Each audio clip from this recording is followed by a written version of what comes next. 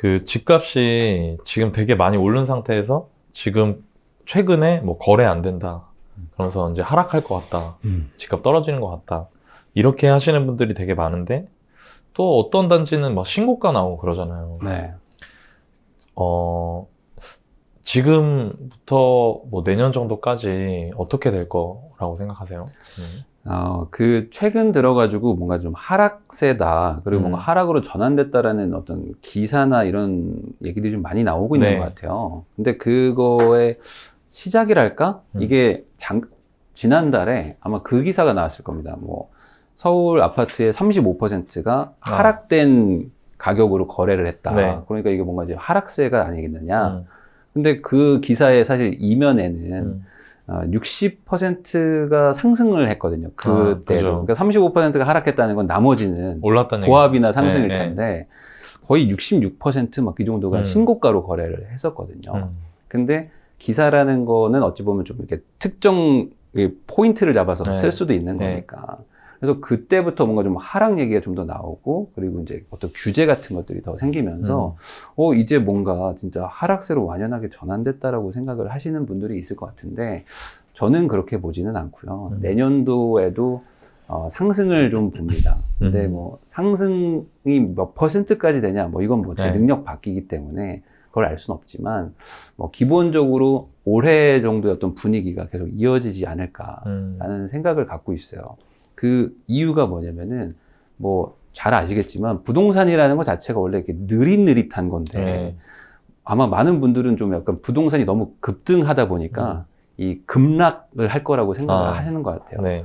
근데 부동산은 기본적으로 느리기 때문에 급등도 잘 안 하지만 급락도 안 하는 종목이라고 생각하거든요. 근데 그런 면에서 보면은 뭐 급등해버린 게 있다고 해서 무조건 이렇게 떨어지기보다는 어느 정도 좀 완만하게 상승세가 좀 이렇게 꺾이거나 최소한 뭔가 이 정체기가 좀 있어야 되는데 지금은 정체기라고 부를 만한 상황은 아니란 말이죠. 지난달만 해도 전국적으로 거의 1에서 1.5% 정도의 집값 상승률이 있었는데 이 정도면 엄청나게 가파른 거거든요. 9월 달에는 2%가 상승을 했는데 그러면은 지금 단순 계산해도 거의 이 속도라면 거의 1년에 한 15%에서 20% 정도 상승하는 분위기인데 이걸 하락세라고 말하기는 어렵잖아요. 그러니까 뭐 조금 더 객관적으로 얘기하면 상승세가 조금 뭐 이렇게 완화될 수는 있다라고 볼 수 있지만 이게 하락 전환이라고 보기는 좀 어려울 것 같다. 그래서 뭐 최근에는 뭐 2억 정도가 뭐 그 급락해서 뭐 매물이 나오고 있다. 뭐 이런 얘기들도 있는데 사실 그 단지는 그런 거겠지만 다른 곳은 또 거꾸로 2억 올라서 호가로 또 매물이 나오는 것들도 있잖아요. 그렇죠. 그래서 저는 뭐 정치적인 얘기를 하고 싶진 않지만 지금 시기가 워낙 내년에 이제 대선이라는 또 빅 이벤트가 있고 또 6월 달에는 또 지방선거까지 있으니까 언론에서도 뭔가 좀 하락에 대해서 조금 얘기를 하는 곳들도 있을 것이고 또 상승에 대한 얘기를 하는 곳들도 있는 게 아닌가. 근데 이제 아무래도 내가 이제 뭐 무주택자라거나 집을 사고 싶은 분들 입장에서는 좀 집값이 좀 떨어지는 걸 좀 바라는 분들이 있을 거잖아요. 그런 분들 입장에서는 또 이런 기사가 좀 눈에 들어오는 거고 또 상승을 보는 분들은 또 상승한다 뭐 이런 기사가 또 눈에 들어오는 건 것 같아요. 그러니까 이게 참 사람이 이게 자기 상황에 맞게 보이는 거 같아요. 그렇죠. 그래서 저는 이 기사에 너무 집착하기보다는 실제 현장을 좀 가는 게 좋을 것 같아요. 사실 내가 사고 싶은 집이 오르냐 내리냐가 중요한 거지. 뭐 전국이 오르든 말든 사실 무슨 상관이겠어요. 그러니까 내가 만약에 어떤 동네를 뭐 사고 싶은데 걱정이 된다. 이런 기사 때문에 걱정이 된다면 실제 가보고 갔더니 그 동네가 마침 떨어지는 지역일 수도 있잖아요. 그러면은 뭐 상황 판단을 해봐야 되겠지만 뭐 내가 살려는 동네는 뭐 전혀 그런 분위기가 없고 호가도 막 계속 올라가고 뭐 거래도 막 계속 되고 있다면은 오히려 내가 살 물건에 맞춰가지고 판단을 하자. 그 정도로 생각을 하는 게 좋지 않을까. 그렇지만 이제 전체적인 집값은 뭐 반대로 떨어질 만한 요인이 별로 없어 보이긴 합니다. 그 부익남님께서 하락장을 한번 보셨잖아요. 진짜 거래 안 되고 힘들 때. 맞아요. 그렇죠. 옛 생각이 나가지고. 그때 돌아보니까 이런 게 하락장 특징이다. 이런 게 있고 나서 네. 하락이 왔다. 네. 그런 건 있으세요, 혹시? 그러니까 여러 가지가 있을 수 있는데 뭐 그냥 에피소드 개념처럼 얘기를 네. 만약에 한다면은 지나고 나서 보니까 약간 공통점이 있었어요. 뭐냐면 우선은 임차인을 구할 때 전세에 맞추는 게 조금 힘들어지는 게 우선은 있잖아요. 네. 그리고 추가적으로 그게 있었어요. 제 경험입니다. 이건 네. 전체적으로 적용이 안 될 수도 있는데 임차인들 이제 그 전세 계약을 쓸 때 그 혹시 뭐 여기 왜 사세요? 저는 항상 물어보거든요. 네. 뭐 이직 때문에 왔어요. 뭐 새로 신규 발령 받았어요. 그러면 네. 기분이 좋아요. 네. 아 뭔가 여기에 뭔가 직장이 뭔가 늘어났구나. 네. 근데 제가 여기 옆에 분양받아 놓은 게 있어가지고 2년 살다가 극공감. 갈 거예요. 그런 얘기들을 가끔씩 했었던 게 있었거든요. 네. 근데 저는 그때만 해도 그거에 대해서 아주 막 심각하게 생각을 못 했는데 지나고 나서 보니까 나갈 그게 때 이제 나갈 때 문제가 되더라라는 네. 걸 옛날에 좀 그때 깨달은 거죠. 사실 몸으로 깨달은 네, 거죠. 그쵸. 이게 문제되는 멘트구나. 네. 그리고 꼭 살다가 중간에 한 3개월만 좀만 더 살면 안 되냐고 하는 멘트가 있잖아요. 28개월로 하자. 네. 이게 입주일을 맞추려고 하는 거구나. 네, 그쵸. 그러면 그 말의 의미는 이 지역에 이미 어떤 뭐 분양이 됐고 그리고 이제 공사가 착착착착 네. 되고 있는 거라는 거잖아요. 그러면 내가 가진 집 대비 더 좋은, 더 새 거가 그쵸. 옆에 생기는 거고 네. 그게 내가 가진 물건의 그 사정거리 안에 있기 때문에 이분들이 여기 사는 거잖아요. 그렇죠. 그래서 이런 것들이 사실은 뭐 전조 증상 이렇게 볼 수 있는데 이거를 조금 더 뭐 이론적으로 설명한다 그러면 결국엔 미분양인 것 같아요. 미분양이라는 것 자체가 여러 가지 의미를 함유하고 있는데 네. 미분양이라는 건 분양을 했는데 뭐 팔리지 않았다는 거잖아요. 네. 그 말은 그 나머지는 팔렸다는 거죠. 그러니까 한마디로 이 동네에 분양이 된 거고 공사가 들어갔기 때문에 미분양이라는 그렇죠. 게 생기는 거니까 미분양이 늘어난다 아니면 이 숫자가 뭐 줄지 않는다는 것만으로도 우선은 이 동네에 공급이 되고 있다는 거니까 뭐 그런 부분에서는 좀 걱정할 부분이 있는데 뭐 아시겠지만 지금 현재 전국적으로 미분양이 정말 사상 최저 수준으로 그러게요. 내려가 있거든요. 네. 그렇기 때문에 역설적으로 지금 뭐 전국이 다 불장이다라고 할 수 있는 거이기도 하고요. 네. 그래서 저는 뭐 여러 가지 여러 가지 뭐 요소가 있겠지만 이 미분양 부분에서만 봐도 당장 어떤 그 집값의 막 하락을 점치기에는 좀 쉽지는 않을 것 같다라는 생각을 해요. 네. 지금 미분양도 네. 저도 되게 공감되는 부분인데 사실 네. 미분양이라는 게 집이 과하냐 아니냐의 척도잖아요. 그렇죠. 네. 과하게 졌으면 그냥 남는 거고 네. 안 팔리는 거고 네. 새 거도 안 팔리는데 오래된 거는 더 안 팔리는 네. 거고 그러니까 이런 상황에서 또 반대로 요즘에 막 금리 얘기한단 말이에요. 네. 금리 막 얘기하고 혼란스러운데 적어도 최근에 한 3, 4년 동안은 이제 집값이 계속 올랐으니까 네. 그러니까 이 무주택자분들 저도 이제 부익남님도 많이 만나시겠지만 저도 사람들 많이 만나다 보면은 그 파편화된 그 요소들 네. 어떤 사람은 미분양이 없으니까 네. 할 거다. 어떤 사람은 금리가 올라갈 거니까 집값 떨어질 거다. 네. 결정하기가 되게 어렵잖아요. 네. 부익남님은 주변 무주택자분들이 물어보면 네. 집 사라고 하세요? 저는 사라고 하죠. 웬만해서는 사라고 하고 네. 정말 뭐 특정 지역에 정말 어떤 소수의 어떤 상태인 분들만 안 사도 되는 수준이지 웬만해서 일반적으로는 지금 사야 된다고 저는 보거든요. 네. 네. 근데 그 이유가 아까 뭐 말씀하신 거에 좀 이어서 얘기를 해볼 수도 있을 것 같은 게 지금은 어쨌든 전체적으로 지금 가격이 상승하고 있기 때문에 네. 그리고 미분양이라는 것 자체가 적다라는 거는 두 가지 의미가 있을 것 같아요. 그러니까 생각보다 공급이 안 되거나 안 되니까 뭐 미분양 자체가 적은 거일 수도 있고 그리고 반대로 사고 싶은 사람들의 수요가 더 많거나 네. 근데 아마 여기서 이제 뭐 두 부류겠지만 투자자가 아니라면 대부분 무주택자분들은 이제 내가 살고 싶은 집, 내가 언젠가는 가서 살 수 있을 것 같은 집을 사시기 때문에 그런 집은 뭐 지역에 따라 다르겠지만 그래도 대부분 그 지역 안에서는 뭐 약간의 그래도 중상 정도의 수준의 집들을 살려고 하실 거란 말이죠. 그러면 그 수요가 여전히 강하고 그게 미분양이 적다라는 걸로 표현이 된다고 저는 보기 때문에 뭐 현재 무주택자분들이라면 금리 인상 뭐 이런 물론 악재들도 있지만 반대로 생각하면은 또 뭐 공급이 부족하고 뭐 전체적으로 유동성도 뭐 늘어나 있는 상태고 서울에 수도권에 규제가 너무 많기 때문에 막 지방으로 막 지금 돈이 막 가고 있는 네. 것들도 있으니까 전체적으로 봤을 때는 사도 뭐 큰 손해를 보지는 않겠다 정도의 느낌은 여전히 저는 갖고 있거든요. 네. 그래서 네. 좀 사라고 권하는 편이죠. 네. 만약에 네. 그럼에도 불구하고 아까 이제 특별한 상황일 때는 네. 그냥 좀 기다려봐라 얘기하신다고 네네. 하셨는데 그런 경우는 어떤 경우예요? 그래서 저는 그 현장을 실제로 좀 가보라고 제가 말씀을 드리고 싶은 게, 뭐 저도 지금 집을 뭐 가지고 있는 것들을 보면 막 급등하는 지역들도 있지만, 네. 지지부진하고 그렇죠. 지금 이런 분위기에서도 또 막 가격이 뭐 전혀 바뀌지 네. 않는 곳들도 분명히 있거든요. 그러니까 모든 집이 다 올라가는 거는 아니잖아요. 그리고 이 평균적으로 올라간다는 거의 의미는 훨씬 급등하는 아파트나 뭐 이런 것도 있고, 안 올라가고 거꾸로 막 내려가는 것들도 분명히 있을 것이다. 그러니까 소수의 분들한테는 사지 말라고 하는 게, 뭐, 워낙 이제 많은 분들이 보시니까, 나는 그냥 뭐 사라고 해서 샀는데 떨어졌어요 라고 하는 분들도 분명히 있다. 네, 그러니까 네. 내가 사고 싶은 물건이 지금 현재 어떤 분위기인가라는 걸 좀 보고, 네. 대다수는 올라가고 있는 분위기니까 뭐 사시겠지만, 뭐 소수의 분들은 내가 살려는 게 뭐 가격도 안 바뀌고, 뭐 전세도 뭐, 가면 뭐 다 집이 막 공실이고 네. 이런 지역도 있긴 있거든요. 지방 소도시에.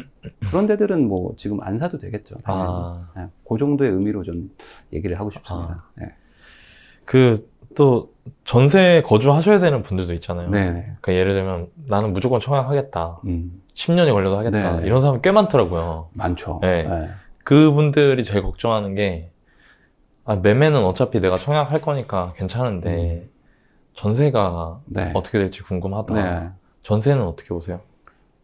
저는 그러니까 저는 2022년은 전세가 결국에 집값을 결정하는 한 해가 되지 않을까 네. 싶은데, 뭐, 당연히 저는 이 계약갱신 청구권, 이 부분에서 문제가 생길 거라고 보거든요. 네. 이게 정책이 생기기 전에도 저는 이게 되면 문제가 될 거라고 봤는데, 뭐, 정말로 지금 문제가 돼 있고, 이 문제를 그냥 눌러 놓은 거죠. 그냥 말 그대로 그냥 덮어 놓은 거지, 이 뚜껑은 이제 조만간 내년 하반기에 열리기 시작하는 거거든요. 그런데 이게 더 문제는 이거잖아요. 그러니까 내년 8월부터 계약갱신 청구권을 쓰지 못하고 그냥 시장에 나오는 분들이 나오기 시작하는 거지, 네. 그 뒤로도 또 안정되려면 시간이 전 더 걸릴 거라고 보거든요. 특히 임대인, 집주인들 입장에서는 야, 이제는 4년씩 빌려줘야 된다. 그리고 뭔가 실거주를 하지 못하면은 뭐 양도세에서 막 좀 제한을 주고 뭐 이런 것들이 점점 더 많아지기 때문에 이제 집을 빌려줄 때 과거 한 2018년, 19년도 대비해서 조금 더 고민하게 되는 것 같아요. 집주인 입장에서는. 그러다 보니까 이왕 뭐 집을 빌려줄 거면 조금 더 비싸게 받든지 어떤 경제적 이득이 있어야 되니까, 아니면은 비워둘까? 라는 생각을 하는 분들도 꽤 많아졌더라고요. 네. 제가 실제로 사는 동네에 그 옆에 아주 낡은 아파트가 있거든요. 네. 근데 거기가 되게 비싼 아파트인데 네. 막 재건축 하겠다고. 네. 근데 전세는 또 상대적으로 싸단 그쵸. 말이죠. 그래서 제가 한 9시, 10시쯤에 이렇게 걸어갈 일이 있잖아요. 네. 그럼 불이 많이 꺼져 있어요. 그러니까 실제로 그 발코니를 보면 이게 집이 사는 집인지 아닌지 좀 알 볼 수 수 있죠. 있잖아요. 네. 특히 이제 도로변에 네. 저층부는 막 불이 꺼져 있고 안 사는 집들도 꽤 많거든요. 그러니까 이 임차인을 보호한다는 게 저는 뭐 당연히 해야 될 일이지만, 이게 너무 급작스럽게나 아니면 임대인들 입장에서 너무 막 갑자기 뭔가 조여온다, 너무 뭔가 불리해진다라고 만약에 해버리게 되면은 임대인들도 자기 나름의 살 길을 막 찾기 때문에 그게 어떤 이 시장에 좀 교란을 일으키는 거고, 그게 곧 내년에 올 거다라고 생각을 합니다. 그래서 지금 전세를 사는 분들 입장에서 내가 만약에 지금 뭐 5억의 전세를 살고 있는데 실제로 지금 실거래가 되는 게 8억이다, 9억이다.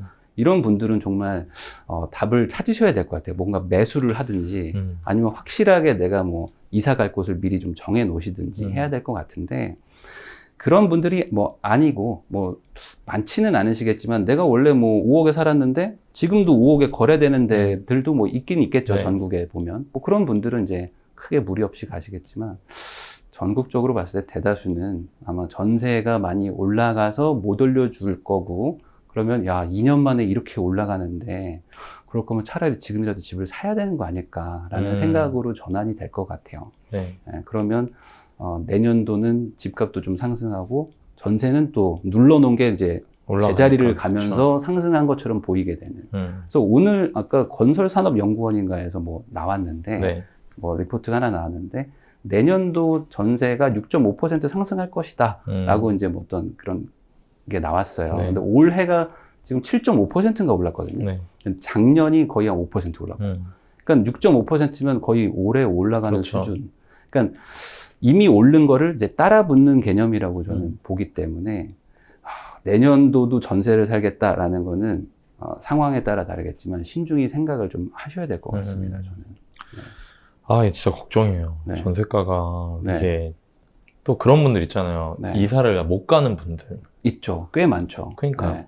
아이가 있거나 특히 네. 이제 직장이 명확하게 딱 어떤 지역에 있는 분들은 이게 전세가 참 문제인 게 이 집이라는 게 사실 이게 남의 집인데 이 집은 결국에 사실 내 생활이고 내 터전이기 때문에 아까 말씀하신 대로 가족이 없거나 1인 가구 이런 분들은 뭐 그 지역에서도 뭐 반지하로도 갈 수 있고 옥탑방으로도 갈 수 있지만 아이가 있거나 이런 분들 입장에서는 꼭 여기를 살 수밖에 없는 그러니까요. 거죠. 네. 근데 이거를 포기하기도 안 되는 거죠.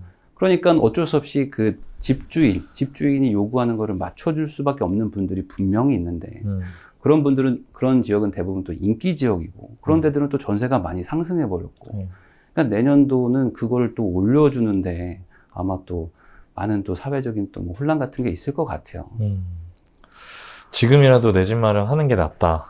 뭐 대부분의 사람들에게는 그게 맞다고는 생각합니다. 아직까지는. 네. 그러면 이제 내 집 마련을 한다고 했을 때 네. 내 집 마련할 때 사실 내 집 저는 뭐 부인님도 너무 그러시겠지만 이것도 경험 영역이라 네. 이게 또 사고 팔고 해본 사람이 잘하잖아요.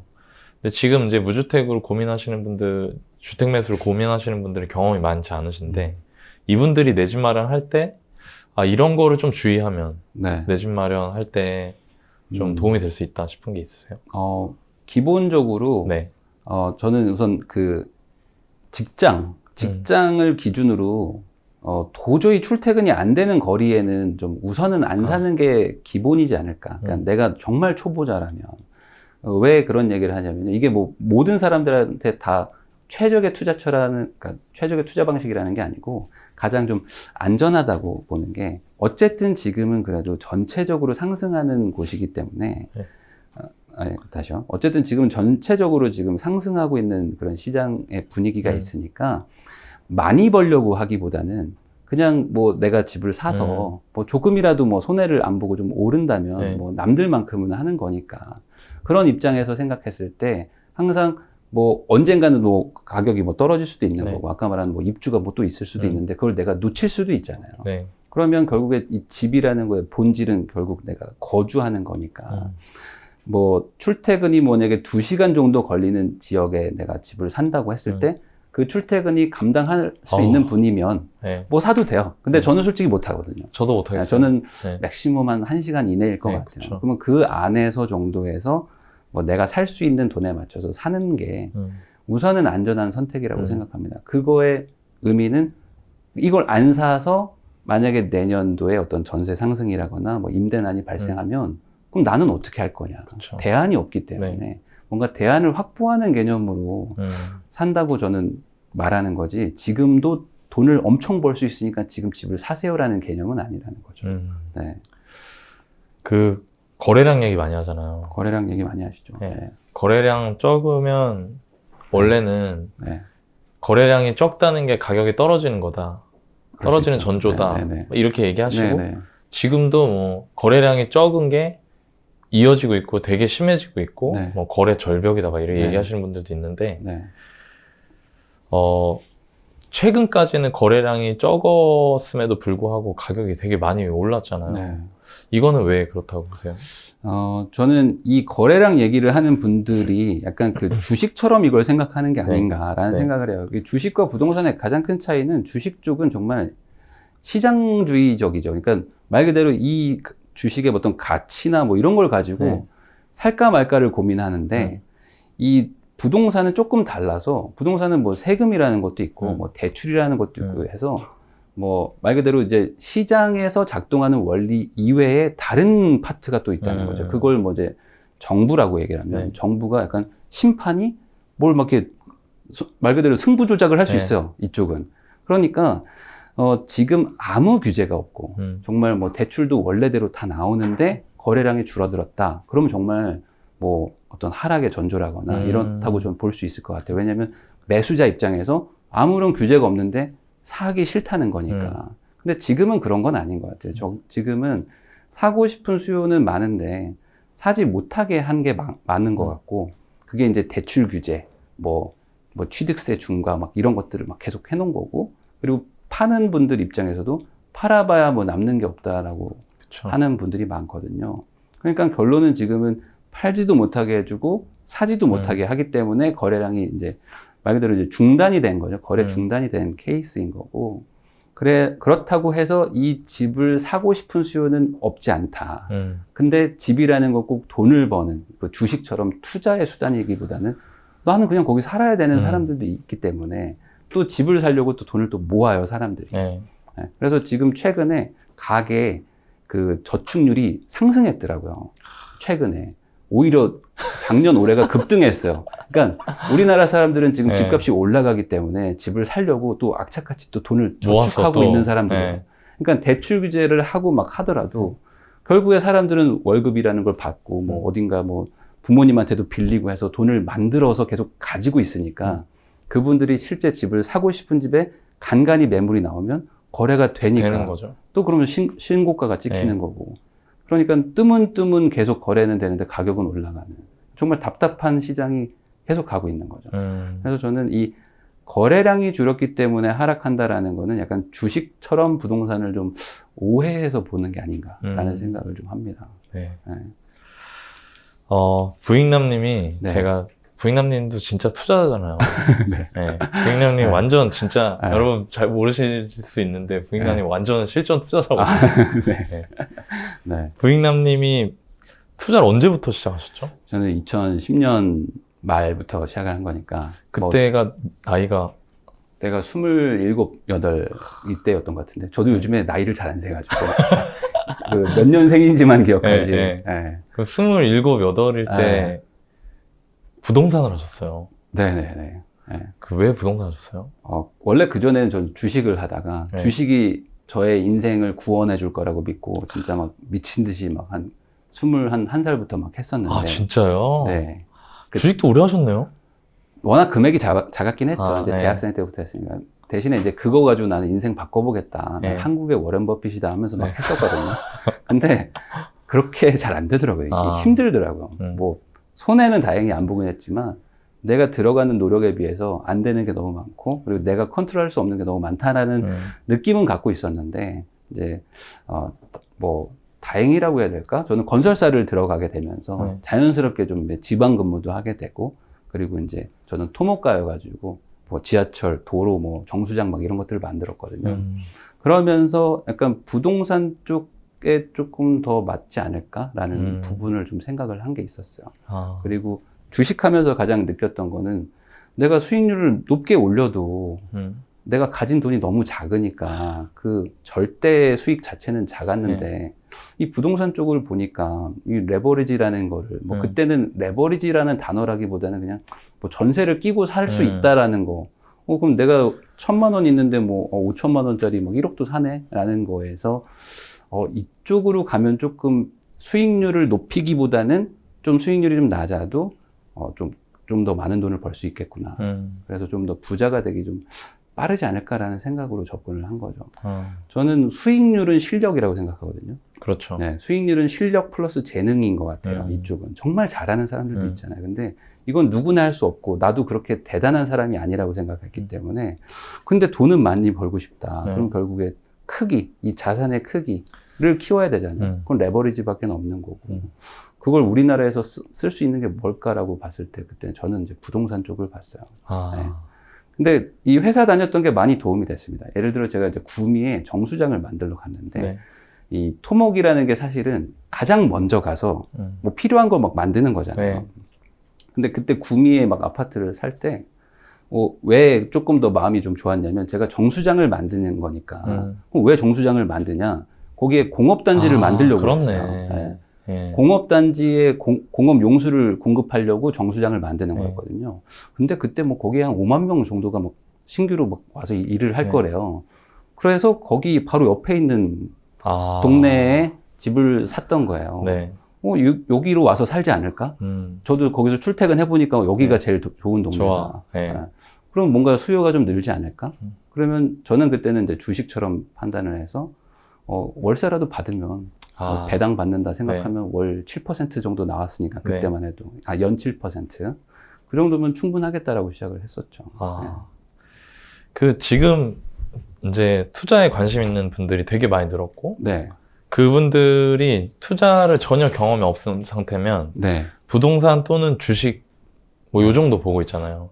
코인. 네, 그쵸. 코인까지. 코인까지. 요즘은 그쵸. 대세가 코인인 것 같고요. 그렇죠. 코인까지. 코인은 거의 다 하시는 것 같더라고요. 네. 코인 하세요? 저 어제 계좌 만들었습니다. 아, 진짜요? 어제 한번 계좌 만들어서 하도 하시니까 네. 저도 한번 해보려고 뭐 대단한 투자를 한다는 게 아니라 도대체 이거에 대해서 나도 알아야지 말을 할 수 있을 것 같아가지고 한 주씩 다 살라고요. 시가총액 순으로 우선 사서 움직임을 한번 보려고. 네.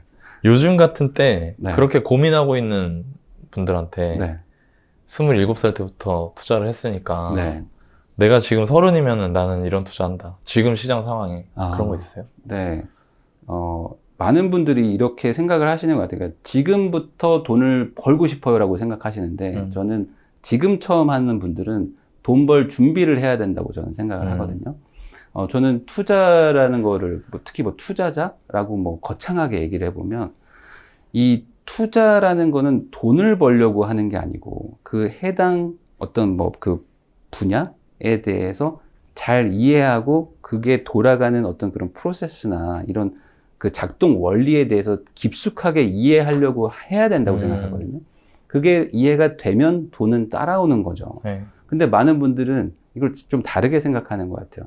이렇게 좀 어떤 깊숙하게 이해하는 거는 남한테 물어보고 나는 그냥 돈을 갖다 넣어서 편하게 그냥 불리겠다. 야, 핵공감이다, 핵공감, 진짜. 여기도 그런 분들 많겠죠. 많아요. 뭐 사야 돼요라고 하잖아요. 항상. 근데 저는 그런 생각을 갖게 되면 될수록 돈은 멀리 떠나간다고 생각을 하거든요. 실제로 부자가 되는 분들을 보면 대부분 다 어떤 원칙이 쓰고 그 원칙을 흔들리지 않게 또 지키고 물론 내가 잘못된 원칙을 세우면 또 다시 수정도 해가잖아요.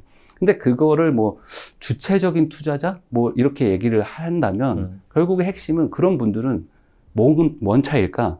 이 분야를 되게 좋아하고 막 파고들고 도대체 원리가 뭘까? 이거에 막 집중하시거든요. 그리고 그런 분들이 꼭 부자가 되고 뭐 다주택이 되고 뭐 저도 교육을 하지만 우리 교육생들 보면은 똑같은 기간에 한 채만 사는 분도 있고 막 9채, 10채 사고 막 갑자기 법인 차렸어요. 뭐 갑자기 저 창업했어요 하는 분들이 있잖아요. 그러니까 그 원리를 따지러 들어가는 분들이 있는데 지금 아마 처음 시작하는 분들은 그거는 너무 나한테 먼 얘기인 것 같으니까 어떤 핵 꿀팁 이런 걸 찾아가지고 누가 알려주면 거기에다가 내가 돈을 갖다 집어넣겠다. 그거에 극단으로 간 게 저는 코인이라고 생각하거든요. 그래서 코인 같은 거는 뭐 사야 돼요? 라고 물어본 다음에 소위 말하는 요즘에 막 무지성 투자 막 이런 거 한다고 하잖아요. 그러니까 아무것도 고민도 하지 않고 그냥 내 돈 갖다 집어넣잖아요. 그리고 돈 벌길 바라고 또 돈 벌면 또 그게 너무 뭐 많이 벌었다 해서 아니, 버는 게 더 문제 같아. 그때. 그렇죠. 그러니까 저는 투자라는 거를 잘하려고 하면서 돈을 벌어야 되는데 그냥 돈을 벌기 위해서 무언가를 하는 거는 절대 하지 않았으면 좋겠다. 그래서 지금 내가 투자를 뭐 해야 될지도 모르겠고 그리고 내가 뭘 잘하는지도 모르겠으면 지금은 우선은 저축을 해야 되는 거죠. 근데 많은 분들이 지금 저축 같은 거 하라고 그러면 막 답답해 하시고 이게 무슨 의미가 있냐고 하는데 저는 특히 초기 이제 투자를 하겠다고 생각했던 초기에는 저축만한 투자가 없다고 생각하는데 이게 당연한 게 예를 들어 내가 이제 사회 초년생이라 이거죠. 그럼 내가 이제 이번 달에 200만 원을 저축했어요. 그러면 내가 올해 2,400만 원을 만약에 저축할 수 있겠죠. 매달 저축한다 그러면 내가 첫 달에 200만 원이 나중 되면 이제 12개월 뒤에 2,400만 원으로 불어나는 거죠. 그럼 1000% 수익률이잖아요. 단순 생각하면. 근데 이 200만 원을 가지고 1000%를 불린다? 그런 투자를 어렵죠. 내가 할 수 있을까? 어렵단 말이죠. 그러니까 초기일수록 저축이라는 건 거의 최고의 투자거든요. 내가 저축률을 10%만 올려도 이 전체 투자금 자체가 10% 이상 늘어나는 건데 다른 거 해서 그렇게 늘리기가 쉽지 않단 말이죠. 물론 이게 뭐 자산이 2억, 3억, 5억, 10억이 돼버리면 그때는 내가 뭐 200만 원 저축하는 게 미미할 수는 있지만 처음에는 절대 저축을 너무 무시하지 마시고 저축부터 좀 하면서 아까 말한 투자를 내가 뭘 할 거고 내가 뭘 해야 잘할 수 있을까라는 걸 좀 찾으러 가는 시간을 좀 가져야 될 것 같아요. 물론 이 주변에 이걸 하는 동안에 주변에서 뭐 내가 뭘 샀는데 뭐 3배 올랐어 뭐 이런 얘기들을 막 들리긴 하겠지만 저는 그걸 참는 것도 좋은 투자자가 되는 길 중에 하나라고 저는 생각을 하거든요. 그 부인님님 네. 처음에 저축 많이 하셨어요? 저는 극단적으로 했었죠. 저는 막 90%씩 했었으니까. 네. 95%를 제가 한 반년 정도 한 적이 있는데 네. 네, 사람이 좀 망가져가지고 네. 그때 이거는 하면 안 되겠다 해서 저는 이제 90% 정도를 추천하거든요. 네.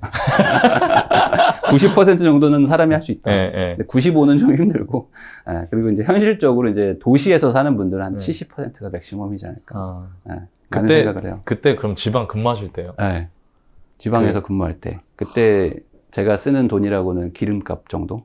기름값 정도였죠. 거의. 그때 안 힘드셨어요? 힘들었죠. 네. 힘들었는데 그때 힘들었던 거를 극복했었던 거는 저는 어쨌든 뭐 목표가 있었으니까 저는 이 회사에서 어쨌든 버는 돈을 가지고 잘 모아가지고 이걸 내가 투자라는 걸 이용해서 불려서 나도 경제적 자유를 얻어야지라는 목표가 있었거든요. 근데 그거를 참고 했었던 이유는 제가 투자를 병행했기 때문이었던 것 같아요. 그냥 단순히 나는 한 2억까지 모아봐야지라고 했으면 중간에 포기했었을 것 같아요. 저는 어떤 변화가 안 보이니까 그리고 너무 힘드니까 제가 그때 회사 선배를 만났는데 1년 만에 만났는데 야 태희가 너 작년에 입었던 옷이랑 똑같은 옷을 입고 왔어. 저한테 그러더라고요. 그래서 내가 그랬나? 라고 생각했는데 알고 봤더니 제가 그 시절 그 시즌에 옷이 3개밖에 없었어요. 그러니까 뭐 옷을 입을 일이 별로 없으니까 항상 그렇게 그냥 뭐 안 사고 그냥 극단적으로 아꼈죠. 힘들었던 기억이 있으세요? 되게 이거 좋았던 기억이 별로 없는데 저는 반대로 항상 힘들었었던 것 그쵸. 같아요. 너무 힘들지. 너무 힘들었죠. 근데 저는 그런 게 기억에 남는 게 있거든요. 제가 그 커피 있잖아요. 커피. 그 편의점에서 파는 그때 1,200원이었어요. 카페라떼. 그거를 비싼 거 드셨네요. 근데 그 투자하기 전에는 아무 생각 없이 사 먹었거든요. 그렇죠. 근데 제가 그거를 딱 끊었어요. 저도 극단적 저축을 했거든요. 근데 한 번은 그냥 이유 없이 그냥 편의점에 가서 임장하기 전에 물을 한 병 사가지고 하려고 물도 맨날 회사에서 담아왔었는데 그거 잊어먹고 안 한 거예요. 물값 쓸 생각하니까 돈이 아까운데 그래도 물은 마셔야 되니까 물을 사러 갔는데 눈에 딱 들어오는 거예요. 근데 그때 갑자기 속에서 울컥하는 거예요. 왜냐면 내가 이거 지금 먹고 싶으니까. 네, 맞아요. 그런 경험 저도 많았죠. 네, 진짜 뭐 저도 와이프랑도 많이 싸우고 뭐 결혼하시고도 그러셨어요? 결혼하고도 70%씩은 했으니까 그래서 뭐 극단적으로 막 아끼고 그리고 아까 말씀하셨던 것처럼 뭐 그 정말 잔돈까지 아끼게 되잖아요. 왜 그러냐면 이게 저는 중요한 포인트인 것 같은데 꼭 투자를 좀 병행을 해야 결국에 내가 이 돈이 여기로 가면 얼마나 불어나는데 라는 생각을 하게 되니까 그리고 뭐 몇백만 원이 없어서 뭘 기회를 놓쳤거나 뭐 이런 경험들을 하게 되면 이 잔돈까지 아끼게 되더라고요. 광적으로 변하죠, 진짜. 정말 사람이 저도 원래 소비를 되게 좋아했던 사람인데 20살 전만 해도 근데 그렇게 되더라고요. 그러니까 이거는 내가 아무것도 기댈 곳이 없는 상태에서 뭐 70%, 80%를 저축하라? 이건 솔직히 그냥 고문이죠, 고문. 오래 못해요. 고문인 거예요. 그래서 이건 길어야 뭐 한 반년, 1년일 것 같고요. 저는 어떤 기댈 곳이 있어야 되니까 그게 저는 투자라고 보고 그래서 한 초기에는 빨리 모은 다음에 그 모은 돈을 가지고 투자도 작게나마 하면서 하다가 이게 성공한다? 그러면 자연스럽게 저축이 좀 되는 것 같아요. 저는 보험 같은 것도 조금 들지 말라고 하는 편인데 그런 얘기하면 욕 엄청 먹었거든요. 근데 그거 2만 원 아껴서 뭐 하냐라고 하는데 저는 반대로 그 2만 원도 안 아끼는 마인드면 20만 원을 어떻게 아끼냐라는 생각을 갖고 있거든요. 그러니까 사람은 뭐 이렇게 얘기하면 좀 이상하지만 일관성이 있어야 된다. 그러니까 나한테 필요한 게 뭔지, 당장 필요하지 않으면 안 쓴다.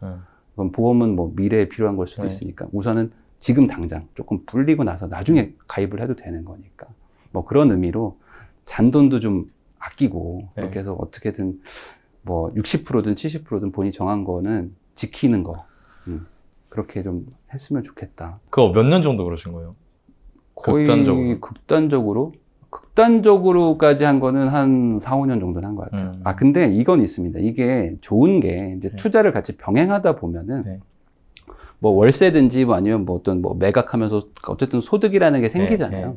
그러니까 소득의 70%를 그 저축한다는 거의 의미는 내가 소득이 늘어나면 나머지 30%의 생활비가 늘어난다는 얘기니까. 그래서 저는 옛날에 언제였지? 한 4, 5년 전인가 그 생각을 한 거예요. 아, 내가 투자를 하다 보니까 점점 더 자린고비가 되는 거예요. 점점 더 극단적으로 아끼게 되는 거예요. 막 진짜 돈이 너무 아까워 죽겠는 경험을 하잖아요. 이거면 집을 하나 사는데 그러니까, 이런 생각을 하잖아요. 돈으로 안 보여요. 핵심이 돈으로 안 보이고 이걸로 살 수 있는 걸로 보이니까. 그렇죠. 그래서 이러다가 자린고비가 되는구나 라는 생각을 갖고 나는 절대적으로 70%만 저축하겠다라고 생각을 해서 그러니까 돈을 더 많이 벌어도 30%는 쓰고 살자.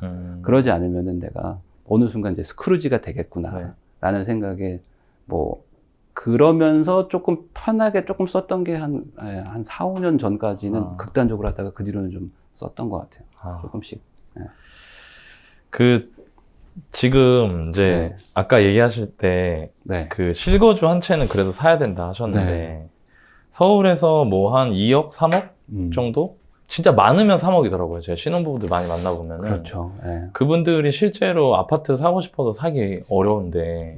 그래서 그 다음으로 보는 게 뭐 오피스텔 같은 거.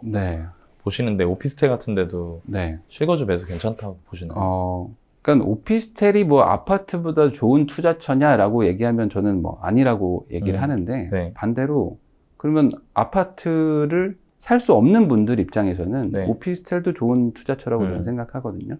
그러니까 사람은 세 부류가 있는 것 같아요. 그러니까 어떤 그 지역이 되게 중요한 분이 있고 어떤 분들은 그 집의 주거 환경, 주변 환경이 중요한 분이 있고 세 번째로 그 집 내부가 중요한 분이 있죠. 그 단지의 어떤 뭐 주거 환경이라거나 이런 걸 좋아하는 분들이 있는데 특히 지금 어떤 무주택자시고 이제 신혼부부거나 아니면 젊은 분들 입장에서는 아무래도 이 세 가지 중에서는 그 지역이 중요할 것 같아요. 출퇴근도 하셔야 되고 그리고 뭐 어떤 인프라 같은 것들을 좀 누리고 싶어 하시니까 그런 분들 입장에서는 지역이 중요한 건데 그럼 지역은 당연히 좋은 동네에 살고 싶어 하실 거니까 비싸잖아요. 그러니까 오피스텔을 사도 되나요? 라는 거의 전제는 아파트를 살 수 없다면 오피스텔을 사는 거고 그 말의 의미는 또 그 지역, 어떤 특정 지역에 살아야 되는 분들 입장에서는 오피스텔이 거의 유일한 대안이지 않을까. 왜냐면은 지금 워낙 규제가 심해가지고 돈도 적으신데 대출도 안 해주면 사실 집을 살 방법조차 없는 건데 그나마 오피스텔이 좀 대출이 그래도 좀 나오니까 대출을 받아서 실거주까지 고려한다면은 오피스텔 정도는 괜찮지 않을까. 그래서 역설적으로 요즘에 오피스텔도 많이 올라가고 있거든요. 그러니까 오피스텔이 좋은 투자라는 건 아닌데 현재 기준에 그리고 내 상황에 맞춰서 괜찮을 수 있다. 그리고 그거는 꼭 그 원룸 이런 거 아니고 투룸 같이 주거 형태로 충분히 쓸 수 있는 것들 그쪽에서 좀 기회를 찾아보시면 좋지 않을까. 그 부익남님 임장하실 때 그 어떻게 하세요 임장? 자주 가세요 요새? 임장을 옛날에는 정말 막 빨빨거리면서 다녔는데 아마 너나이님도 아마 경험하실 것 같은데 저는 이제 이름하고 얼굴하고 이제 목소리를 좀 노출한 지 오래돼가지고 너무 많이 팔렸어요. 그리고 이제 중개사분들도 많이 보시더라고요. 그래서 엄청 보세요. 그래가지고 이게 가서 여러 번 겪었습니다. 그러니까 제가 집을 사러 갈 때 제가 기억나는 게 제 임장 갔거든요. 부동산 사장님이 저한테 이런 거 좀 보고 투자해 이러더라고요. 그래요? 부익남이야. 아니 저는 실제로 집을 사러 갔는데 이러는 거 이러는 거야. 그래서 아니 이게 제일 황당한 그러니까 이게 제일 가장 애매한 그 리액션인 것 같아요. 하면은 내가 뭐, 네, 부익남입니다. 하기도 그렇고. 이렇게 할 수도 없고. 네. 그렇다고 뭐, 아닙니다. 할 네, 수도 네. 없고. 애매하잖아요. 네. 그래서, 뭐, 혹시 뭐, 나오시는 뭐, 그래서, 네, 맞습니다. 하는데, 문제는 제가 매수하러 갔다는 거죠. 매수하러 갈 때. 그러니까, 이게 내가 가격을 뭐 깎기도 뭐 하고, 네. 그러면 내가 이걸 사러 왔다는 건 이걸 좋다고 본다는 거라고 그렇죠. 생각들도 하시니까. 네. 그래서 이거 현장 가면 안 되겠다. 저번에는, 집을 봤어요. 내부를 보러 갔는데, 저녁 시간대였습니다. 근데 이제 집에 거주하고 계신 분이 진짜 유튜브를 틀어놓고 이렇게 밥 먹고 계시잖아요. 근데 그게 나야. 그게 진짜로 나였어요. 그래서, 이거 어떻게 해야 되지? 네. 그래서 나중에는 막 변장도 하고 가고 막 그랬거든요. 네.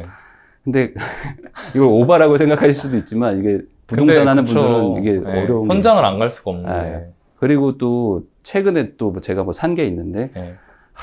그게 또 그 중개사분들이 다 또 아름아름 소문을 또 내셔가지고 제가 다른 유튜버를 만나러 갔더니 그분도 뭐 집을 사러 다녔나 봐요. 네. 근데 부익남 여기 샀다고. 부익남이 샀다고 몇 동 샀다고 꼭 사라고 막 이런다는 거야. 그래서 이거 아닌데 라는 생각에 네. 요즘에는 이제 사이버 임장을 많이 하고 필요하면 이제 뭐 다른 사람을 좀 보내가지고 네. 하고 있습니다. 예. 저 임장 가면은 네. 그래서 투자를 못 하겠어요 요즘에. 진짜 저도 어려워졌어요. 네. 네. 왜냐면 부익남님도 네. 아시겠지만 제가 산다고 해서 바로 올라가는 것도 아니잖아요. 그렇죠. 네. 그냥 이게 언제 오를지 모르지만 저는 일단 네. 언제 오를지 모르지만 충분히 싸고 괜찮아서 투자를 하려고 하는 건데 이제 부동산 사장님들이 그 얘기를 꼭 하더라고요. 네. 뒤에 오는 사람들한테. 맞아요. 여기 그 사람 왔다 갔다. 왔다 갔다. 누군데요? 유튜브 보여주고. 유튜브 몰라? 이 사람? 모르겠는데요. 저는. 근데 뭐 부익남님은 사람들이 되게 많이 알아가지고. 그래서 이게 좋다라고 표시가 좀 나는 게 있으니까 나도 투자하기도 참 뭐하고 네. 또 반대로 내가 이거 샀다는 걸 또 약간 뭐 영업이나 홍보에 그렇죠. 또 이용하시게 이용하시니까. 되니까 참 그걸 뭐 뭐라고 할 수는 없지만 그래서 참 조심조심 하고 있습니다. 아내분이 가셔야겠구나. 많이 가죠. 저도 그렇게 해야겠네요. 그 예전에 임장하실 때는 어떠셨어요? 알려주시기 전에는. 옛날에요? 네, 옛날에는 뭐 잘 돌아다녔죠. 아. 특히 뭐 얼굴 공개 안 하고 했을 때는 뭐 네. 편하게 다녔는데 네. 그때도 근데 사실 저는 아파트는 사실 현장을 잘 안 가긴 했어요.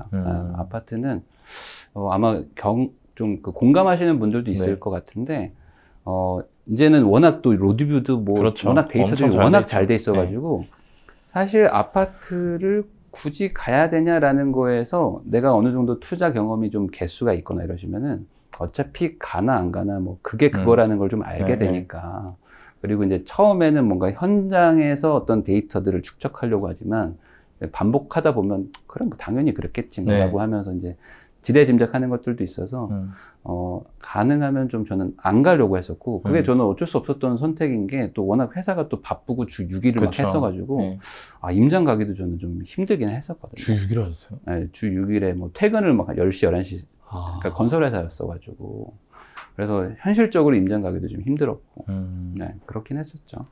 네. 그 책 네. 추천받지 말라고. 네네. 왜요? 왜 그러니까 저는 이게 뭐 두 가지 의미로 얘기를 하는 건데 저는 항상 투자자는 스스로 문제를 해결하라 뭐 이런 얘기를 저는 뭐 좋아하거든요. 네. 근데 제가 실제로 투자도 해보니까 이 말이 되게 중요하다고 저는 생각을 해요. 그러니까 내가 뭔가를 하려고 하는 그 능동적인 마인드가 결국에 이 투자에 대해서 조금 더 잘 알고 싶고 조금 더 파고들게 된다고 보거든요. 그러니까 수동적인 마인드를 갖게 되면 파고들기보다는 팁을 찾아요. 그렇죠. 팁과 어떤 해답을 찾거든요. 근데 이 팁과 해답, 그러니까 이거는 부동산에서 어떤 투자처겠죠. 여기 찍어주세요 라는 것만 있으면 돈을 벌 것 같지만 사실은 그렇지 않거든요. 사고 나서도 생기는 문제들도 많고 사고 나서 올라도 문제 언제 팔아야 되지 하면서 계속 또 다른 사람한테 기대게 되잖아요. 그게 극단적으로 초기 단계에서 일어나는 게 저는 책을 뭘 봐야 돼요? 라는 질문인 것 같아요. 그러니까 저는 책을 뭘 봐야 돼요? 라는 것 자체는 이 레벨 0인 사람이 수동적으로 움직이는 거에 가장 표본이다. 네. 그래서 아예 시작부터 저는 책도 한번 그냥 찾아봐라. 다 봐봐라 라는 거죠. 왜 그러냐면 레벨 0이라고 얘기한다고 하지만 사실 그 사람의 어떤 경험이나 살아온 방식에 따라서는 좀 차이가 날 수도 있거든요.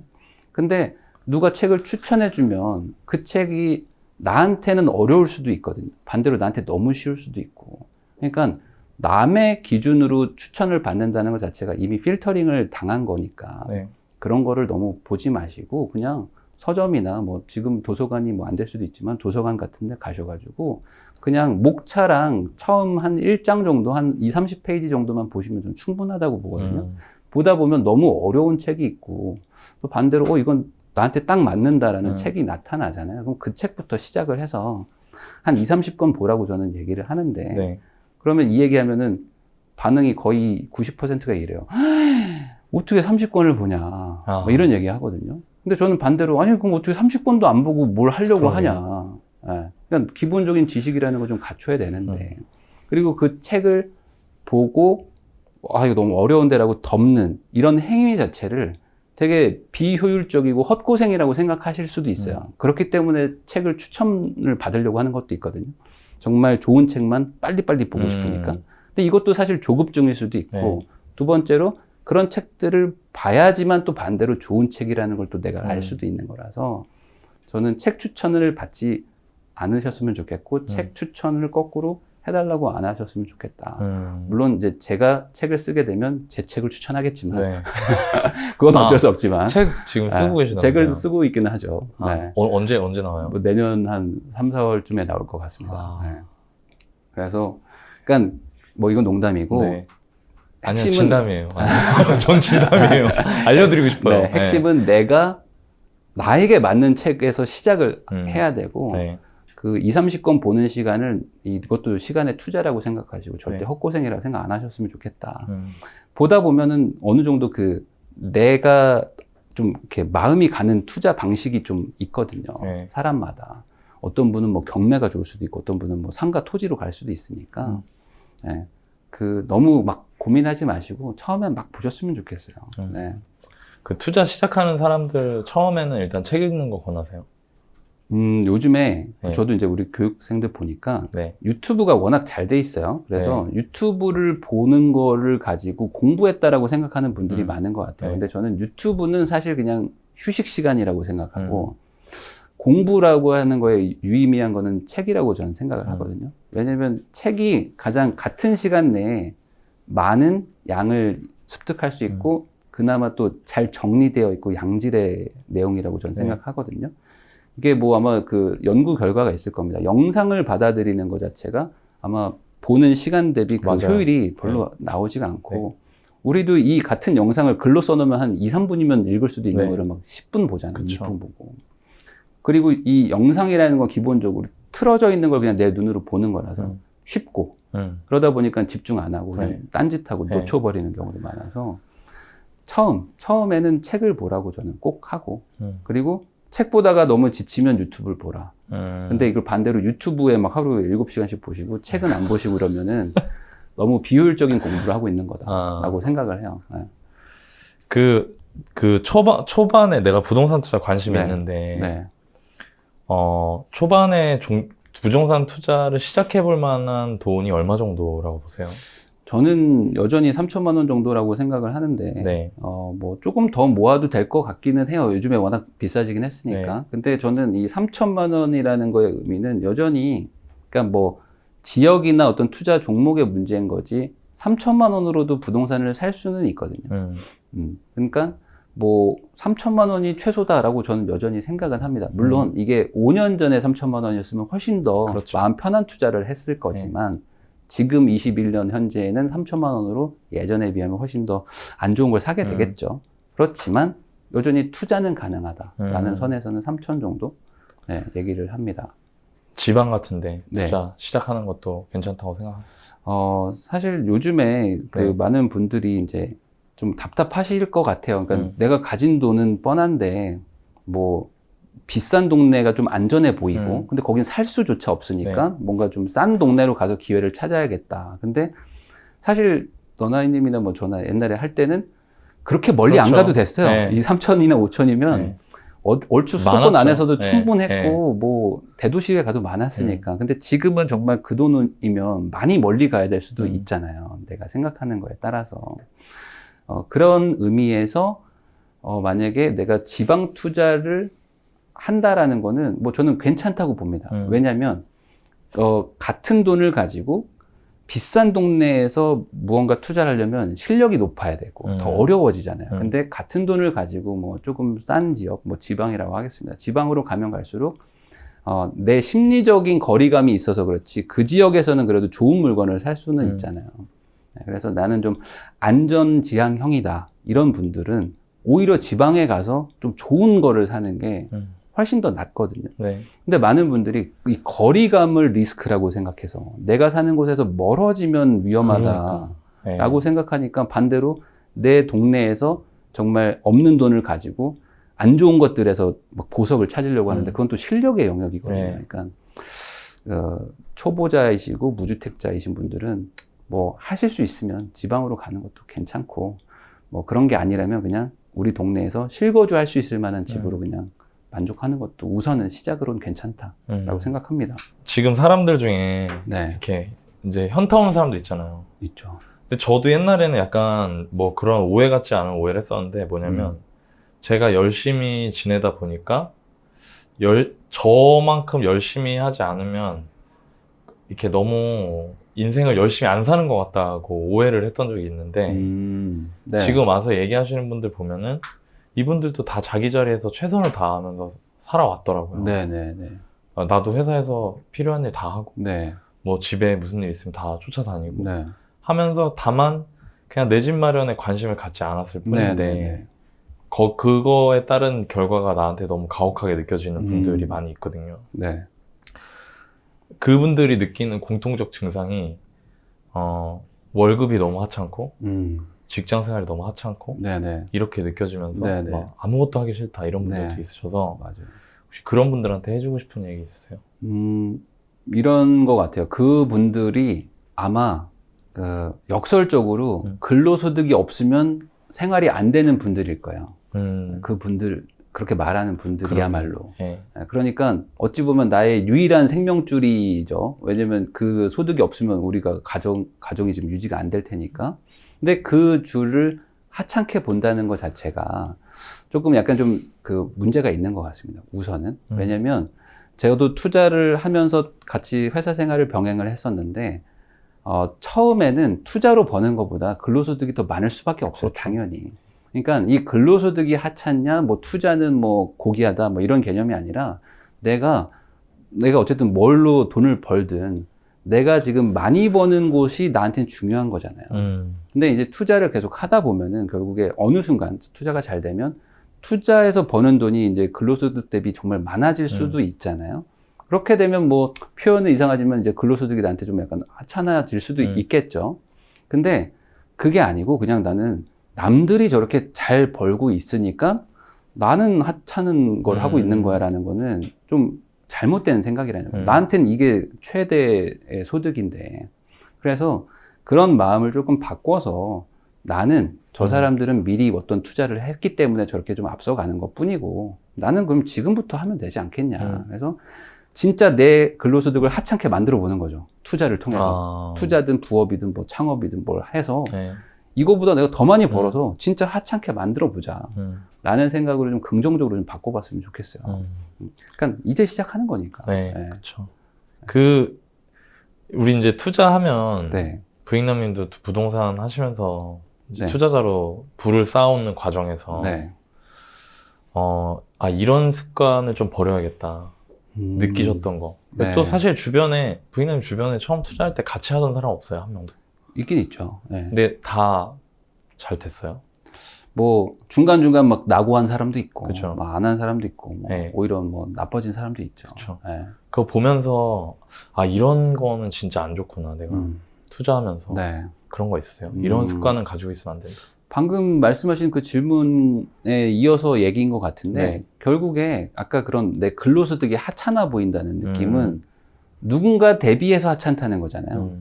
그러니까 이 비교심이라는 거를 저는 꼭 이 투자에서는 꼭 버려야 된다고 생각하거든요. 네, 맞아요. 근데 하다 보면 그렇게 되게 돼 있어요. 항상 가장 극단적인 비교심이 뭐냐면 A 살까 B 살까 하다가 B 샀더니 A가 더 많이 오르면 뭐 이런 것도 막 비교심이 생기잖아요. 아니 저거 사서 2억 더 벌었어야 되는데 막 이런 그러니까 나도 돈을 벌어놓고선 그러니까 이 비교심이라는 거야말로 정말 투자에서는 가장 버려야 되는데 두 가지가 있죠. 이제 첫 번째로 이제 남과의 비교겠죠. 그래서 아까 저축도 제가 막 아까 제가 저축도 막 강조도 하고 했지만 저축이 안 되는 거에 가장 큰 거 중에 하나가 이 비교심이거든요. 특히 이제 내가 저축하기로 마음 먹으면 내 연봉 대비 소비를 극단적으로 줄이니까 사실 생각해 보면 이거는 나보다 훨씬 연봉이 낮은 사람들의 소비 수준 정도로 낮춘다는 거잖아요. 네. 근데 나는 여전히 나보다 연봉이 높은 사람들과 어울리고 있으니까 주변 사람들이 보면 나를 되게 야, 너 왜 그렇게 구질구질하게 살고 왜 그렇게 궁색하게 사냐라고 막 계속 옆에서 말을 하잖아요. 네. 그러다 보면 나도 모르게 계속 비교를 하게 되고 내가 이거 뭐 하고 있는 거지 하면서 점점 막 무너지고 막 네. 그러거든요. 그런데 이 비교심이라는 거를 버려야 돼요. 그러니까 저는 이게 투자의 가장 시작인 것 같아요. 그러니까 이게 못 벌어지면은 저축도 안 되는 거고 투자도 못 하는 거고. 아까 제가 뭐 약간 우스갯소리로 뭐 A, B를 얘기했지만 이 투자를 막상 시작하시는 분들도 A가 좋아요, B가 좋아요. 이거로 가서 베스트를 찾잖아요. 네. 베스트를 찾는 것도 결국에 비교심인데 둘 중에 더 좋은 거 사야겠다라고 하다 보니까 근데 내가 이걸 판단할 가치 그 능력이 없어. 없죠. 그러니까 둘 다 못해. 근데 사실은 핵심은 뭘 하든지 간에 돈을 벌면 그렇죠. 우선은 나한테 도움되는 거잖아요. 네. 그러니까 뭔가를 비교한다기보다는 내가 뭐 이 중에서 뭐 할 수 있는 거, 내 생각에 뭐 할 수 있는 거, 그러니까 그거를 하려면 비교심 좀 버리는 거.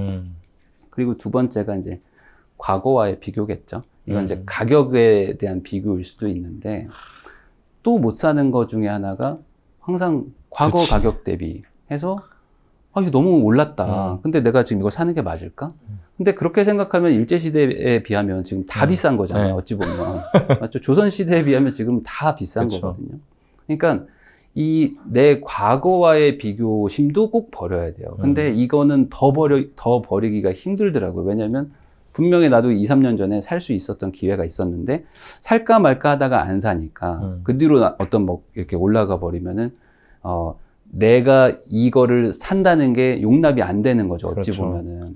나 옛날에도 살 수 있었는데, 그럼 나의 잘못을 또 인정해야 되니까. 근데 그런 거는 아닌 것 같아요. 제가 봤을 때는 사실 그냥 이 투자라는 거는 결국에 내가 조금 더 경제적으로 좀 여유가 생기고 이런 걸 원하는 거라면 내가 얼마에 샀느냐가 중요한 게 아니고 내가 사고 나서 얼마나 뭐 가치가 상승을 해서 내가 나중에 팔았을 때 얼마나 남았는가. 사실 이거에 집중을 하면 되는 거잖아요. 근데 과거엔 얼마였으니까 이건 너무 비싸서 못 사. 라는 거는 투자적인 마인드는 아니고 이게 지금 얼만데 그럼 앞으로 더 좋아질까? 라는 그런 미래와의 비교를 하는 거는 좋다고는 생각을 해요. 근데 하여간 제일 먼저 버려야 되는 건 비교심. 그래서 저는 그래서 항상 인스타그램 무조건 지우라고. 인스타그램이 어찌 보면 비교심의 극에 달한 그렇죠. 플랫폼이잖아요. 네. 더 뭔가 멋져야 되고 하니까. 그래서 그거부터 우선 끊어야지 뭐 투자가 되든 말든 한다라고 저는 항상 얘기를 합니다. 저희 와이프가 인스타를 안 하더라고요. 그래요? 어느 순간부터. 네. 근데 저 결혼하고 아기 놓고 이제 집에 있을 때 인스타를 한 거예요. 네. 그러니까 애 독박, 저는 또 네. 집에 안 가고. 맨날 현장 가 있고. 현장 가 있고. 네. 근데 그 독박 상황에 인스타를 하고 있으니까 더 비참한 거야. 분노가 막. 내가. 네, 그러죠. 그러니까 맞아요. 근데 저는 그런 거 보면서 그리고 저도 그랬고요. 네. 부익남님도 이렇게 주변이랑 스스로 비교해보고 그러시지 않았었어요? 저는 이거를 정말 엄청 되게 훈련해서 전 버렸거든요. 저는 저도요. 훈련해서 버렸다고 네. 생각해요. 네. 네. 정말 극단적으로 뭐 친구도 뭐 만날 수 없는 네, 상황이기도 했고 안 만나고 나보다 돈 뭐 더 잘 벌거나 소비를 잘하는 사람을 뭐 일부러 피하기도 하고 네. 그리고 뭐 어떤 인터넷으로 비교하는 것도 안 하고 그냥 한 거죠. 뭐. 그러니까 저는 이 네. 경주마 보면 여기 옆에 이렇게 네. 하잖아요. 네. 그 생각했어요. 맞아요. 항상. 네. 그래서 이 투자가 되게 저는 외롭다고 생각했거든요. 그리고 되게 고립을 시켜야 되고 자기 스스로를. 네. 그러니까 자기 스스로를 감옥에 가두는 거죠. 어찌 보면 노예를 만드는 거예요. 내 그쵸. 스스로 일만 하고 투자만 하는 노예로 네. 만드는 거죠. 근데 그래야지만 또 성공을 하는 것 같더라고요. 그래서 저는 절대 부자가 되는 길이 행복하다고 생각은 안 하거든요. 그냥 선택의 영역인 거고. 다만 부자가 되면 조금 더 편해지는 거는 분명히 있으니까 네. 그걸 좋아하는 분들은 고통스러운 길을 가는 거고 그게 안 되면은 뭐 굳이 이 길을 가는 거는 또 무조건 권하지는 않습니다. 네. 힘든 길은 맞아요, 사실. 그쵸. 네. 지금 많이 싸워요. 하다 많이 보면 싸우죠. 많이 싸우게 되죠. 진짜 힘들어요. 저는 그때 부익남님 그 얼마 전에 처음 뵀을 때 네. 부익남님이 저한테 기억하실지 모르겠는데 네. 저한테 저 고독한 투자자입니다 얘기하셨을 때 네. 저는 부익남님이 네. 실제로 뵙기 전에는 네. 그러니까 일단 우리과가 아니잖아요, 비주얼이. 그래서 이거 우리과 아닌 것 같다 이런 네. 생각을 했었는데 만나서 딱 얘기하는데 고독한 투자자, 저도 고독한 투자자예요 라고 네. 얘기하셔서 그때 되게 공감 많이 되고. 네, 맞아요. 네. 다 똑같은 것 같더라고요. 그죠. 보니까. 네. 근데 그 표현이 너무 와닿아요, 저는. 네. 감옥에 가둔다는 표현. 네. 네. 맞아요. 저는 그래서 되게 우울했어요. 지금이야 뭐 웃으면서 얘기하지만 네. 되게 우울한 삶을 살았고, 어찌 보면 뭐 일만 하고, 그죠. 뭐 주말도 없고, 네. 쉬는 것도 없고, 뭐 네. 아무것도 안 하고 그냥 그걸 뭐 몇 년을 했으니까. 네. 절대 이게 뭐 행복한 길은 아닙니다. 그렇지만 이제 미래에 행복해질 거라고 생각하고 이렇게 하는 거니까 선택의 영역인 것 같아요. 그렇게 힘들고 막 무너질 것 같을 때도 있잖아요. 네. 저도 되게 많았거든요. 네. 그럴 때 어떻게 하셨어요? 그 얘기도 꽤 많이들 물어보시더라고요. 그래서 실제로 저는 무너졌다고 말해도 그럴 것도 있었고, 실제로 제 친구들이 저를 제가 한창 힘들 때는 만나면 우리 와이프한테 별도로, 야, 어떻게 뭐 병원이라 좀 데려가야 되는 거 아니냐고. 그럴 정도였거든요. 너무 극단적으로 막 몰아붙이니까. 근데, 지나고 나서 보니까, 그럼 내가 이걸 어떻게 한 거지? 라고 생각을 해보면, 저는 이유를 잘 못 찾았어요. 그냥 한 것 같아요. 네. 그냥 했어요. 네. 똑같네. 네. 그러니까 이게, 저는 이 투자나 어떤 뭐 부자로 가는 길에서 저는 아까 말한 핵꿀팁 뭐 이런 거 없는 것 같아요. 그냥 하는 거지. 그래서 할 수 있으면 가는 거고 못하면 거기서 멈추는 것 같아요. 그래서 이거는 나 스스로를 처음부터 정말 강력하게 무장을 해야 되는 것 같아요. 그러니까 내가 목표가 어딘지 얼마까지 할 건지를 진짜 막 뼛속 깊이 새기는 느낌으로 시작을 해야 되는데 하다 보면 너무 힘든 일들이 많거든요. 근데 저는 그때 이게 답일지는 모르겠지만 항상 그럴 때마다 그럼 난 도대체 뭘 하는 거지? 내가 이거 왜 이러고 있지?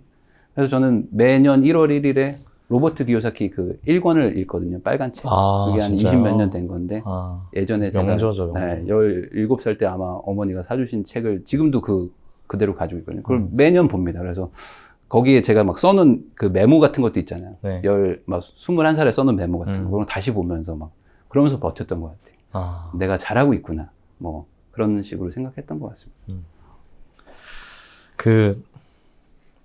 막 지금 힘든 사람들, 결혼은커녕 나 연애도 못하겠다. 네네네. 3040, 2030 친구들, 그런 친구들, 부익남님이 친한 후배 영식이. 네. 영식이는 이제 3살부터 한 70살까지 있는데 다양한 스펙트럼을 갖고 있는데, 네.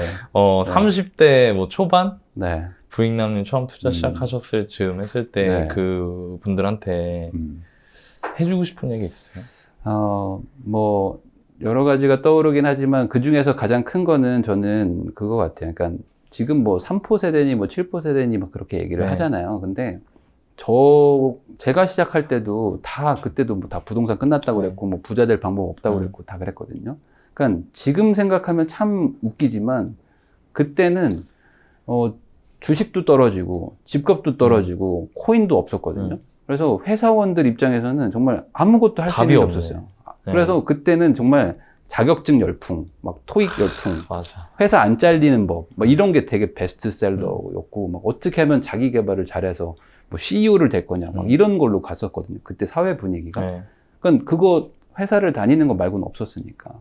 근데 그게 이제 고작 몇 년 만에 지금은 거꾸로 회사를 다니면 바보라고 하는데 저는 그거는 아닌 것 같아요. 그래서 지금의 시점에서 내 인생을 봤을 때 나는 어차피 저기까지 못 가. 그러니까 다 포기해버리겠다라는 식으로 가는 것 같아요. 저는 그게 쉬운 길이니까 글로 간다고는 보지만 그래도 저는 포기 안 했으면 좋겠어요. 이거를 저는 어디서 보냐면 제 말이 정답은 아니겠지만 이 포기한 사람들이 저는 온라인으로 피신한다고 보거든요. 그러니까 다들 이제 어떤 뭐 사람 만나는 것도 좀 싫고 다 포기하고 그냥 나는 이제 온라인으로 간다. 그래서 그냥 뭐 게임이나 아니면 무슨 뭐 커뮤니티나 아니면 뭐 넷플릭스 뭐 이런 데로 가면서 그냥 소소한 재미들을 찾는데 저는 그러지는 않으셨으면 좋겠어요. 결국에 여전히 세상에는 기회도 있고 분명히 나와 같은 생각을 하는 사람들도 분명히 있을 텐데 너무 온라인으로 막 가서 어떤 뭐 그냥 피신하는 개념으로 그렇게 하면 지금 당장은 내가 젊고 아직 근로소득도 있고 하니까 뭐 사는 게 전혀 문제 없다고 생각은 되겠지만 인생은 정말 길고 나중에 60세, 뭐 70세, 80세도 살아야 되는데 그때 가서 그러면 내가 어떻게 할 것이냐. 그러니까 저도 투자를 좀 뭐 오래 하진 않았지만 이렇게 하다 보면 정말 시간이라는 게 결국에 진짜 중요한 자산인데 그러면 지금부터 작게라도 뭔가를 하는 사람들은 10년, 20년, 30년 지나면은 지금 어떤 포기한 사람보다는 훨씬 더 나을 수 있거든요. 그래서 저는 결혼도 포기하는 분들이 정말 많은데 이게 신기한 게 뭐 아마 노나님도 뭐 마찬가지 경험을 하시겠지만 여자들 중에도 뭐 투자하는 남자 없어요라고 찾는 교육생이 있고 남자들 중에도 뭐 투자하는 여자 어떤 교육생 없나요? 뭐 이렇게 찾는 사람들이 있거든요. 그러니까 이 나와 같은 생각을 하는 남녀들이 분명히 세상엔 있는데 그게 온라인에서는 이렇게 뭐 잘 뭐 안 되나 봐요. 그러니까 어떻게든 뭐 나가서 만나보고 어떤 그런 자리를 찾아가면서 만나면 저는 된다고 봐요. 근데 요즘에 어떤 세태라고 할까? 그냥 내가 포기했기 때문에 상대가 뭔가를 갖춰서 나를 만나주기를 바라는 것 같아요. 그러니까 뭐 투자도 내가 하기는 못하지만 좀 뭐 부자를 만나가지고 부자랑 만나서 뭐 이렇게 잘 살고 싶고 막 이런 식으로 생각하는데 저는 갖춘 사람, 내가 포기한 거를 가지고 있는 사람을 만나려고 하지 말고 포기를 우선 하지 마시고 나도 없으니까 쟤도 없는 사람을 만나면 되잖아요. 둘 다 없지만 우리가 뭔가 하고 싶은 의지는 있는 사람들끼리 만나면 분명히 기회는 있다고 보거든요. 그러니까 너무 섣불리 포기하는 게 아닐까. 그러니까 조금 이빨 꽉 깨물고 한번 온라인이 아니라 오프라인으로도 막 나가보시고 해서 내 마음의 동지를 빨리 찾는 거를 저는 좀 추천을 합니다. 그게 남자든 여자든 아니면 그냥 동성이어도 괜찮아요. 같이 가는 거죠. 그러다 보면은 길이 있더라고요, 항상.